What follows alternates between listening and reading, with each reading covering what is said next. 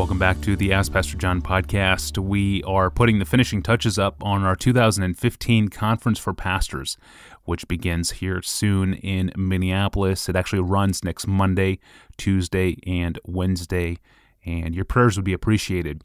But for the next several episodes, we're going to be joined by Matt Chandler, the lead pastor at the Village Church in Dallas. Matt is the author of several books, including his newest title, The Mingling of Souls, God's Design for Love, Marriage, Sex, and Redemption. And he joins us on the phone from Dallas. Matt, thank you for joining us. Oh, it's my pleasure, brother. I actually want to take this time to focus in on relationship questions faced by young Christian men and women in particular who are single or dating and who are not yet married.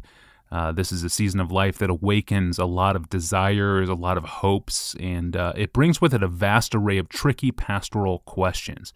And we get emails from listeners in this season of life every single day, and I'm grateful for 3 single friends especially who help me write and sharpen these questions to maximize our time together. Special thanks to Lori Ferguson, Paul Maxwell, and of course to our very own Marshall Siegel. So Matt, with this list of 10 questions, we will just start working through them, and here is question number 1. The Bible, of course, commands Christians to marry in the Lord, that is, other Christians. But in a day when there's so much nominalism that passes for authentic maturity, give us a few simple marks of spiritual growth that a man or a woman should be looking for in a potential spouse. Well, I think what you're looking for is a seriousness about growing in the person's faith. And so I think the way the church really serves and helps Christian singles consider marriage and consider dating is that in the covenant community of faith, a person should be known and there should be those around them that can speak of their reputation, whether they're growing in the Lord, whether they're serious about growing in the Lord, whether they're putting sin to death in their life. And really that's what you're looking for. You're looking for, is there a seriousness in this person to grow in their relationship and understanding with the Lord?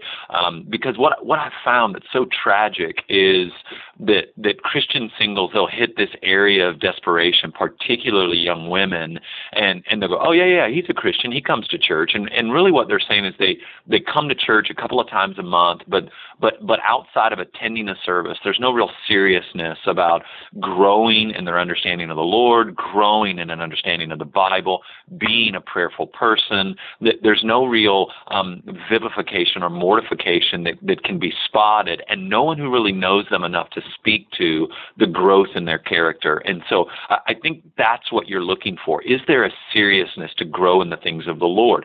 Now, practically, I think that's going to look like they're involved in the life of the church. They have sought out people to speak into their lives.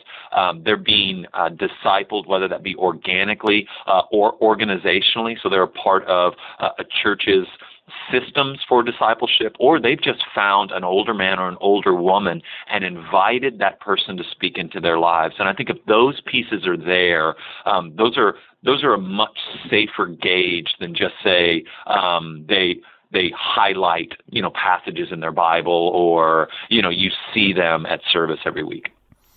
Very good. And I want to come back to this and have you speak to ladies who think that these standards rule out every guy in her life. And I also want to hear more about how the Village Church corporately seeks to cultivate solid marriages. But we are going to have to take a break for the weekend now. We return on Monday, and I'll ask you, Matt, if Facebook has ruined dating. I'm your host, Tony Reinke. We'll see you on Monday.